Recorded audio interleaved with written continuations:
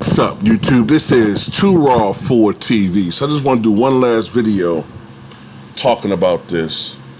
And I want to talk about why I feel that Joe Biden is in a worse situation than Donald Trump ever was, okay?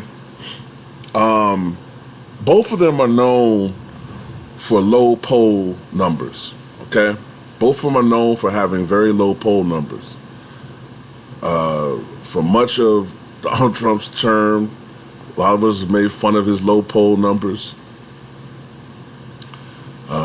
Usually somewhere in the low 40s, sometimes crept up into the mid 40s, sometimes went down to the upper 30s. When he left office, it was at 34%. I mean, just atrocious. Joe Biden, not even 2 years into his first term, is already approaching the lowest point of Donald Trump's presidency as far as poll numbers. But this is why I think Biden is in a worse position. For most of Trump's presidency, there was always some type of scandal going on, constant scandals. You know what I'm saying? First, when he came into office, whether or not Russia, which I do believe they did, illegally interfered with the 2016 election, or, the situation with, Trump and I think the former president of Ukraine, as far as, trying to, there's been so many scandals, man, I'm forgetting the details. What was it? I think they wanted him to interfere as far as investigating Hunter Biden or something like that. Then, of course, the times he's been impeached as president, the grand insurrection, the other time before that he was impeached, his supposed business dealings with Putin. And there was always a constant media bombardment of negativity toward Trump. Not saying that it wasn't warranted, but it was always a constant mainstream negative media bombardment. Plus, obviously, Trump had to deal with the crises, which occurred in 2020, you know what I'm talking about, the public health crises, and the damn near depression that we were in. They don't use that term, but I mean, the numbers bores it out. We were pretty much in a damn near depression as far as how much wealth was lost in the economy during the health crises. So all these things worked to drive down his poll numbers.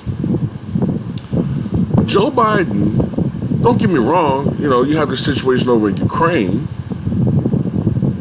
and the economy, but it's not the malicious scandals day in and day out that's driving him down. It's the fact that people are very unhappy with the way things are going right now. With Trump, they didn't like him. A lot of us don't like him. With Biden, it's not just that we don't like him. We don't like your administration, what it stands for. We don't like the direction the country's heading in toward. And, we don't like what's going on in this country. We don't like having to pay these high-ass fucking gas prices. We don't like these high-ass food prices. We don't like just a lot of unhappiness out there. Another thing that's separating them, and by the way, before I go to that, now don't get me wrong, Fox does go after Biden hard, but MSNBC, CNN, it's not the same. It's not the same constant bombardment when it comes to Biden. As a matter of fact, they look over and gloss over a lot of shit. Next thing I want to get into is that despite the fact that Trump used to have low poll numbers, his support was very strong. And that's borne out by the election results.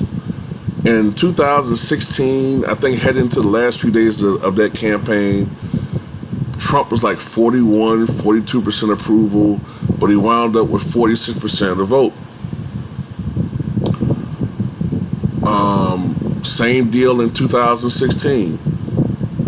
Trump was, in some polls, down 7 to 10 points, but on election night, he wound up getting 47% of the vote.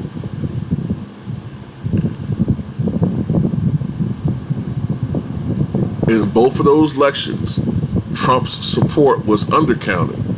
I'm not making that same mistake again. I'm starting to believe that Trump's support, now this is different because he's now on the ballot, and this is a series of candidates that he has oftentimes endorsed. But I have a feeling that, I'll just say this, Republican support is being undercounted. I think it's going to be a bloodbath. And I'm starting to think that the abortion thing may not, even though I kind of was starting hedging again, but I don't think the abortion thing is going to be a big deal this fall.